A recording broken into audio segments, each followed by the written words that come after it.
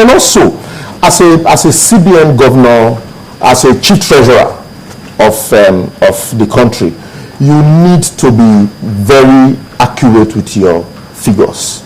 And if a chief treasurer of a country comes out to say that for 1 year plus, that money had not been remitted to the treasury, and then you are still a treasurer, what have you been doing? Why did it take you that long for you to raise the alarm? Why did you have to wait till... I'm sorry to interject here. When you talk about that one, you're probably referring to the 49 million. Yes, 49 to 10.8 to 12 to 20. But if you have a situation where this chief treasurer, inverted commas open and close, has already written a letter to the president, do you blame that chief treasurer? When was this letter written? The letter, that's the letter that raised the alarm that we're talking about now. Yes. That's $49.8 billion had not been remitted to the treasury. This, we're talking about oil revenue, not for 2 months, not for 1 month, not for 1 day. We're talking about revenue for a year plus.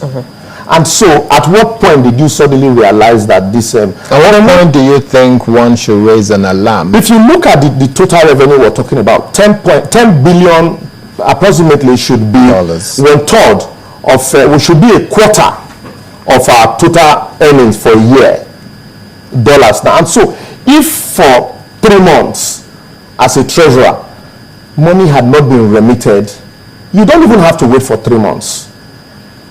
And then also, as a treasurer, you need to know where money comes. Sorry, Liborous. If for 3 months and you have been raising issues with the person who's supposed to be remitting, these are not in the public domain. Nobody, Sanusi himself had not come out to say that for 3 months had been on this matter. No, that's not the issue. So I would not want to assume issues that are not. What we're saying is, and then very germane here. Thereafter, NNPC came out and said, no, we have remitted what we ought to remit. The figures that you even read out are not even correct. If we go by your figure, this is the actual quantity of crude that had been lifted, and this is the amount that we ought to have remitted, and this is what we have remitted. And then a few weeks later, the same man came out to say, in ridiculing that office, oh, I'm sorry, it's no longer 49.8.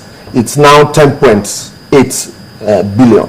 For me, I think all of this should have been done underground. So when you come out with your figures, people would solidly believe you, stand behind you and say, look, this man knows what he's talking about. But the way he went about it, it now shows that all of a sudden from 49 to 10, 10 billion is much, I agree, but for somebody at that level, I think it's somebody, all of us, once you speak, we ought to believe. You know, but for me, I now started, I looked at it, I remember I was even on this station when these issues were, and I came out and I said, look, NNPC, just like you don't need the advice of the Attorney General to know that NNPC does not remit gross.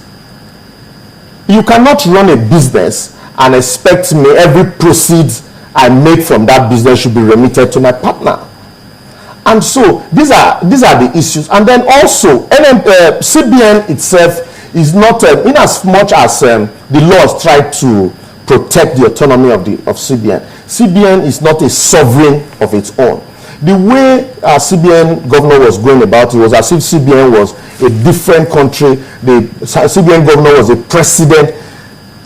different president from another country, as distinct from the Nigerian that we have. Okay. And so, for me, in concluding this, I think being a public servant who is subject to the laws of our country, even as much as you have the CBN Act trying to protect him from arbitrary use of power.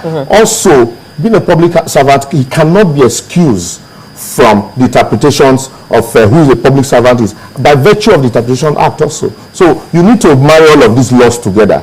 And on that, I would say I will not fault the president. Okay.